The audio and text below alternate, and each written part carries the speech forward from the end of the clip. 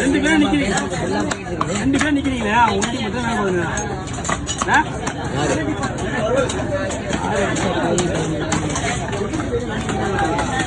ஷார்ட்ஸ்லாம் அதிகமாக எடுத்துருக்கேன். இவர் எங்களுக்கு மட்டும் தான் எடுத்துருங்க. அவருக்கு மட்டும் தான் அதிகமாக எடுத்துருச்சு. அவங்க மீன் எங்கே இங்கே இருந்த ஃபோன் இங்கே இருந்ததுல ஃபோன் இங்கே தான்